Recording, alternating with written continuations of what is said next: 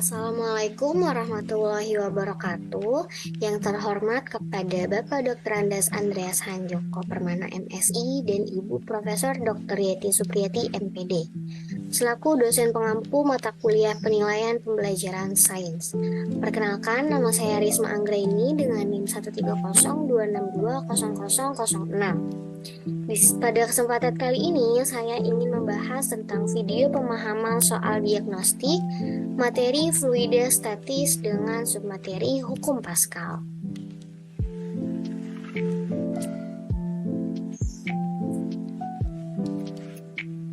Oke, di sini ada soal 2.1 di mana soal tersebut itu adalah perhatikan soal berikut di mana sebuah bejana berhubungan memiliki bentuk yang berbeda-beda dengan berisikan air seperti pada gambar di bawah.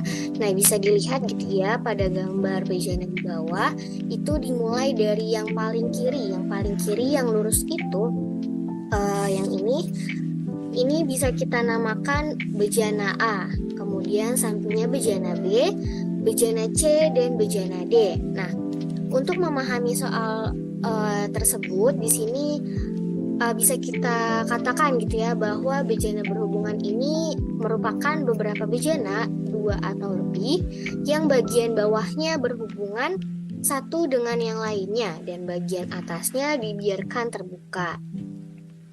Nah, kemudian di sini jika bejana berhubungan diisi dengan air atau dengan zat cair, maka permukaan zat cair pada setiap bejana itu selalu terletak pada satu bidang datar. Di sini juga ada hukum bejana berhubungan gitu ya. Nah, hukum bejana berhubungannya ini menyatakan bila bejana-bejana berhubungan diisi dengan zat cair yang sama, maka dalam keadaan yang setimbang, permukaan zat cair dalam bejana-bejana itu terletak pada satu bidang datar. Nah, di sini hukum bejana ini juga bisa juga loh tidak berlaku, di mana ada 4 hal gitu ya, 4 hal yang memicu tidak berlakunya hukum bejana. Nah, di mana yang pertama itu apabila bejana tersebut itu diisi dengan 2 atau lebih zat cair yang berbeda. Misalnya untuk bejana A dan B ini diisi dengan air, kemudian untuk bejana C dan D ini diisi dengan zat yang lain seperti minyak atau pewarna makanan yang dicampur dengan air. Nah, di mana hukum tersebut itu tidak akan berlaku karena di dalamnya ini ada 2 zat cair yang berbeda yang nantinya akan menyatu. Nah, itu tidak dapat berlaku. Kemudian yang kedua, tekanan pada bejana itu tidak sama. Misalnya karena ditiup pada saat pengisian. Jadi apabila bejana ini sedang pengisian zat cair, apabila bejananya ini ditiup gitu ya, isi bejananya misalkan airnya ditiup, nah itu tidak akan berlakunya bejana berhubungan. Kemudian yang ketiga, salah satu bejananya itu terdapat pipa kapiler, dan yang keempat bejananya itu digoncang-goncangkan. Jadi dengan memegang bejananya itu, kemudian bejananya itu digoncang-goncang-goncangkan itu. Nah, itu tidak berlaku gitu ya adanya hukum bejana berhubungan. Kemudian bejana berhubungan ini juga bisa kita katakan gitu ya, di mana besar tekanan di semua titik pada bejana berhubungan adalah sama besar. Nah, di mana hal ini terjadi gitu karena adanya zat cair di dalamnya dalam keadaan setimbang. Nah, mengapa demikian? Mengapa peristiwa bejana berhubungan ini bisa terjadi? Nah, karena penyebabnya itu adalah adanya hukum Pascal, di mana apabila ada zat cair, ada 2 bejana yang berhubungan, nah di mana zat cair dalam tabung kiri itu akan memberikan tekanan pada dasar tabung. Nah, menurut hukum Pascal, nah tekanan yang diteruskan itu tekanan tersebut itu akan diteruskan ke segala arah dengan sama dan rata, termasuk ke zat cair di tabung yang bagian kanan. Ya, ini kan misalkan ada 2 bejana yang berhubungan ya. Kalau ini yang di soal itu 4 bejana berhubungan. Kemudian seperti yang dikatakan tadi bahwa tekanan yang sama itu juga akan diberikan oleh zat cair pada tabung kanan ke tabung kiri. Dan akhirnya keseimbangan tersebut akan tercapai jika kedua tekanan itu sama besar. Oke, kemudian selain itu, bejana berhubungan ini juga bisa diisikan dengan permukaan zat cair gitu ya. Nantinya permukaan zat cair tersebut itu juga tidak dipengaruhi oleh posisi bejana apabila meskipun gitu ya posisi bejananya dimiringkan. Nah, itu nanti permukaan zat cairnya itu akan tetap datar. Nah, mengingat tadi ada tidak berlakunya hukum bejana yang keempat, itu kan bejananya itu digoncang-goncangan itu tidak akan berlaku hukum bejana berhubungan. Nah, maka dari itu apabila bejana dimiringkan itu akan tetap berlaku karena dimiringkan itu artinya berarti di bawahnya itu ada penyangganya gitu yang bisa membuat bejananya itu miring, dan itu beda halnya dengan bejana yang digoncang-goncangkan.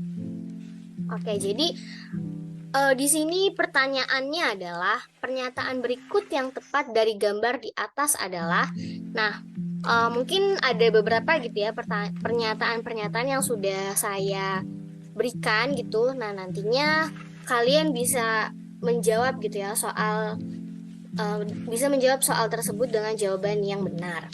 Nah, di mana di sini ada 5 jawaban, ada 5 pilihan jawaban yang bisa kalian pilih gitu ya terkait dengan soal yang sebelumnya, di mana yang pertama itu pilihan jawaban yang A adalah tekanan hidrostatis di titik B paling besar dibandingkan dengan tekanan hidrostatis di titik A, C, dan D.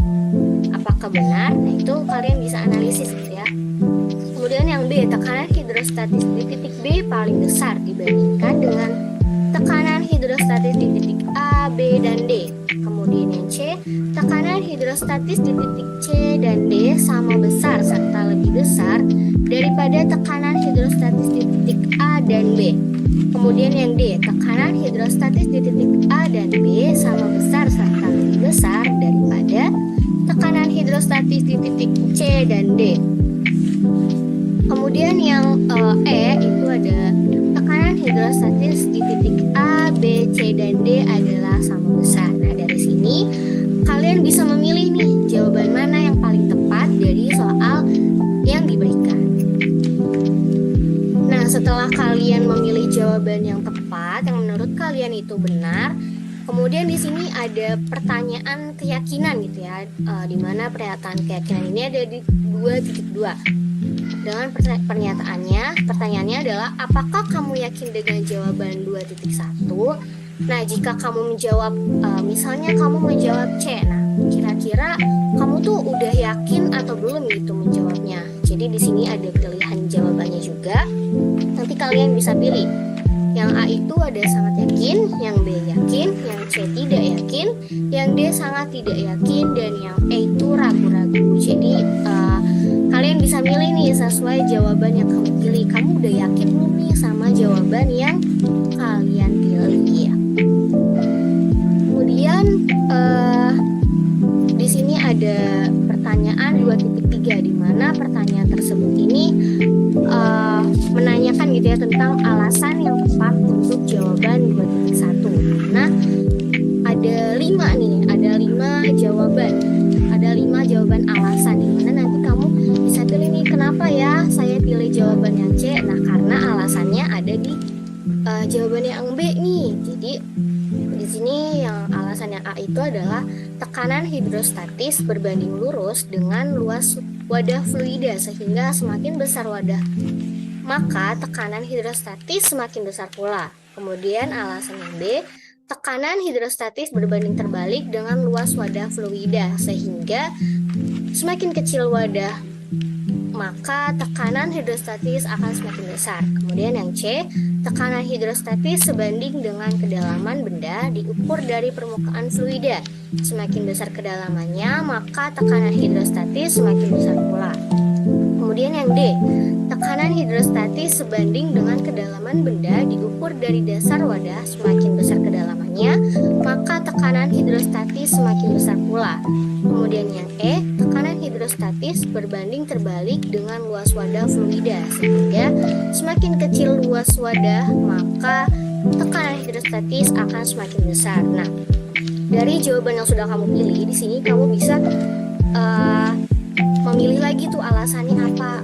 Misalkan tadi kalian pilih jawaban yang B. Nah, kira-kira dari jawaban yang B ini alasan yang benar itu yang mana? Oh, ternyata alasan yang sesuai sama jawaban yang B itu alasan yang D. Nah, jadi kalian bisa pilih alasan yang D.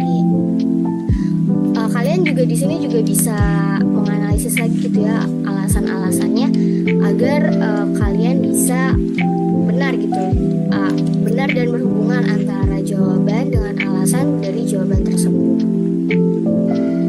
Kemudian sesudah memilih alasan di 2.4 ini, kamu akan disajikan lagi pertanyaan keyakinan alasan. Kalau tadi kan pertanyaan keyakinan jawaban, di sini pertanyaan keyakinan alasan itu di 2.4, apakah kamu yakin dengan alasan yang kamu pilih? Jika kamu yakin sama alasan yang kamu pilih tadi, maka kamu pilih nih, yang A sangat yakin, yang B yakin, yang C tidak yakin, yang D sangat tidak yakin, dan yang E itu ragu-ragu. Kemudian jika sudah memilih alasan, menjawab keyakinan alasan, di sini ada soal selanjutnya yaitu soal esai. Nah, soalnya itu ada di 2.5. Soalnya ini adalah cermati soal berikut.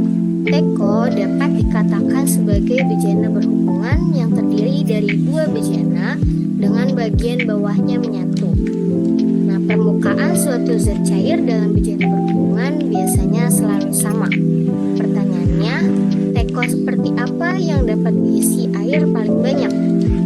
Nah, kemudian di sini kalian juga diperintahkan gitu ya untuk menggambarkan dan memberikan alasan mengapa demikian. Jadi dalam soal ini para siswa ini diharapkan untuk menggambarkan gitu ya teko seperti apa sih yang bisa diisi air yang paling banyak dan memberikan penjelasannya mengapa teko tersebut bisa diisi air paling banyak. Kemudian di sini ada sekilas kunci jawaban dan pembahasannya, di mana untuk soal 2.1 itu jawaban yang benar itu E, itu tekanan hidrostatik di titik A, B, C, dan D adalah sama besar. Kemudian di 2.2 itu siswa diharapkan untuk menjawab yang A, sangat yakin. Lalu untuk di 2.3 itu diharapkan siswa menjawab yang E, tekanan hidrostatis berbanding terbalik dengan luas wadah fluida, sehingga semakin kecil luas wadah maka tekanan hidrostatis akan semakin besar. Nah, di sini ada penjelasan alasannya gitu ya mengapa memilih yang E gitu jawabannya, alasannya.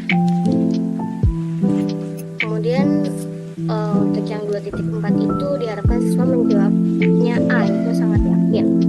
Dan untuk yang 2.5 yaitu diharapkan siswa itu menjawab soalnya dengan selengkap dan sedetail ini gitu ya, dengan konsep yang terarah, yaitu jawabannya permukaan suatu zat cair dalam bejana berhubungan selalu sama. Oleh karena itu, ketinggian air di dalam teko pun akan sama di bagian mulut ataupun di bagian perutnya. Untuk lebih memudahkan menganalisa, maka kita akan membahasnya lewat gambar sebagai berikut. Jadi di sini gambarnya itu, gambar tekonya itu antara ujung teko dengan mulut teko itu harus sama gitu ya, sama bagian atasnya teko. Apabila bagian mulut tekonya itu cuma segini, berarti hanya bisa diisi air segini.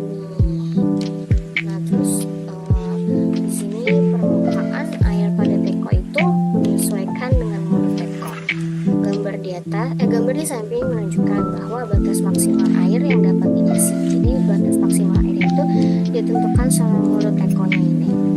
Nah, ketinggian permukaan zat cair yang sejenis di dalam bejana berbunga itu selalu sama. Nah, hal ini dikarenakan tekanan hidrostatis yang mengarah ke segala arah yang disebabkan oleh gravitasi sehingga permukaan zat cair selalu sama. Nah, teko yang dapat menampung air paling banyak itu merupakan teko yang memiliki ujung mulut yang paling tinggi.